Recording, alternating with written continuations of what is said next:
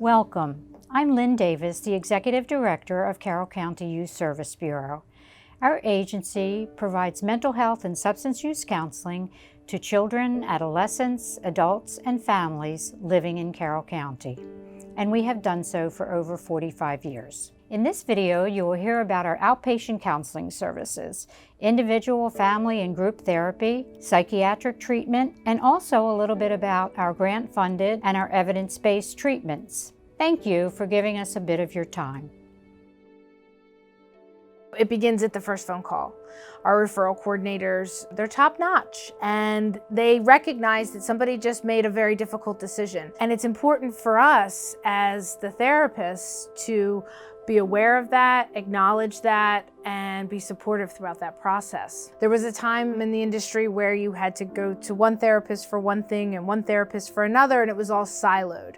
Over the last, I'd say 5 to 10 years, we've worked very hard to provide more of an integrated experience for our clients to meet all of their needs. We will work with people who have co-occurring disorders or co-occurring issues related to mental health, substance use, developmental disabilities. So we're going to bring you in and we want to hear what it is that you're struggling with.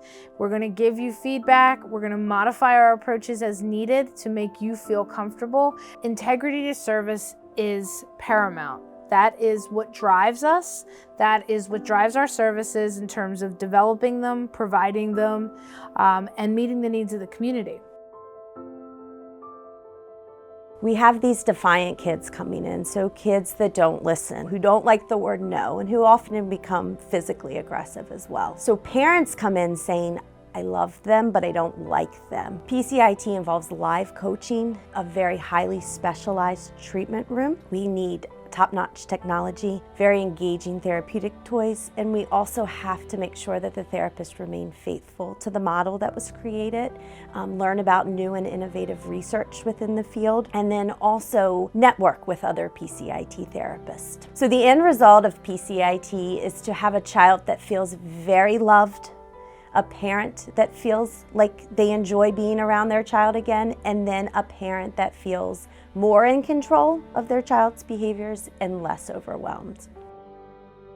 The BSFT program is an evidence-based program that aims to reduce the symptom that a child is presenting by targeting specific family interactive patterns that are linked to that system. How does the family talk to one another? How does the family resolve conflict? How does the family maintain order? How does the family show love and care for one another? Because it deals with those how kinds of questions, it allows us to really focus on promoting a sense of confidence and mastery within the family to solve their own problems, rather than promoting a sense of dependence on the therapist. So that's one of our goals, is that at the end of BSFT, the family really feels like they can go do what they need to do.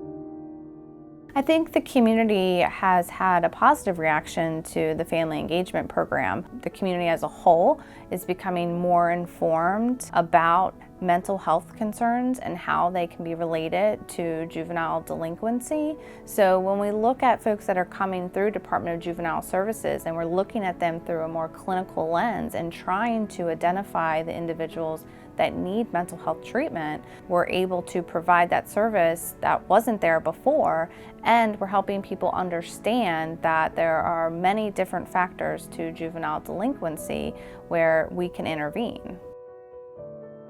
There's a lot of service providers who don't have the time to address the case management needs of the families that they're working with. When you're asking a family to go to outpatient therapy, but they are hungry, they're not focused on that. And so being able to really get that family stabilized in every way, that's the value of looking at this kind of a service. And so when we go to the family and can provide family therapy in the home, that really eliminates a huge barrier for many families within the community. If you live in Tawnytown and you can't get to us, we come to you. We're trying to make sure that the children who are at risk in our community are getting the services that they need, and that the people who are working with them know what's happening, so that we're not reinventing services.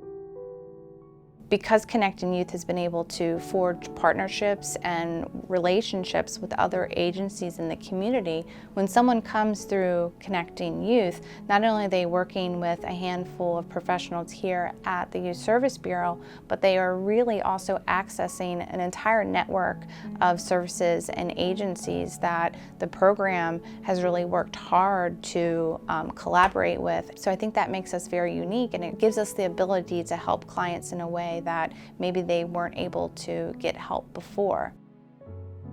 Overarching goal of DBT is to provide clients with a life worth living. DBT originated working with clients who presented with borderline personality disorder. DBT has since expanded to work with clients that present with high risk and severe behaviors: post-traumatic stress disorder, depression, anxiety, eating disorders, and substance use disorders. Since the program started here, we have seen a decrease in overall inpatient stays with our clients, freeing the emergency room and the hospital, and it certainly maintains people in the community who can be productive and who can kind of stay consistent with their outpatient providers. The reality is we have always had clients here who had substance use disorder issues. People are affected by mental health and by substance use oftentimes simultaneously, oftentimes with mental health as the underlying factor there. So we've developed a really great co-occurring approach to be able to address people's needs. We're always talking about mental health factors, we're always talking about recovery plans and relapse prevention, and we're always talking also about how to find outside supports and connecting them with the recovery community as well, because that's so valuable.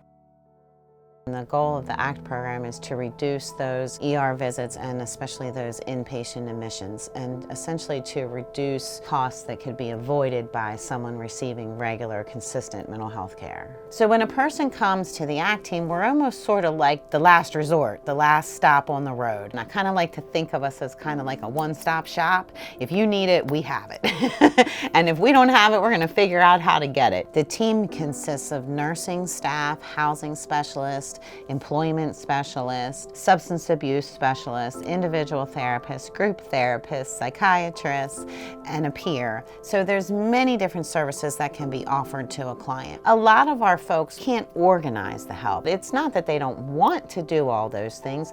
The nature of their illness makes it very difficult for them to put that all together. I remember in previous years we treated substance use separately, and we were only beginning to think about this possibility that patients could have both a substance use disorder and a coexisting psychiatric condition. The treatment approach at this point is looking for that coexisting factors of substance use with any psychiatric condition, meaning as part of our diagnostic evaluation, we look for it, we ask the questions, and make the appropriate diagnosis and the treatment referrals for both conditions. We have 2 nurse practitioners in the clinic who provide the psychiatric assessment and medication treatment for patients. Between the 3 of us, we are able to provide the necessary services at this clinic. The interns who arrive at the Youth Service Bureau are met with fully integrated training. So they don't just hit the ground running, but they come in, and it's really a class format. So they come in and they're able to learn everything, not only about how we operate, but really preparing them for moving forward with their full-year internship. They really work as a cohort. So they're working together to have this experience as they go through their time while they're here. And so that benefits them because they're learning from one another. They're not all coming from the same school. They're not even all coming from the same background. Not only do we have social workers, we also have counselors, psychology interns, and psychiatry interns. So they are getting a very full experience that other people would not get from an experience where they're going and they're working as one intern at an agency.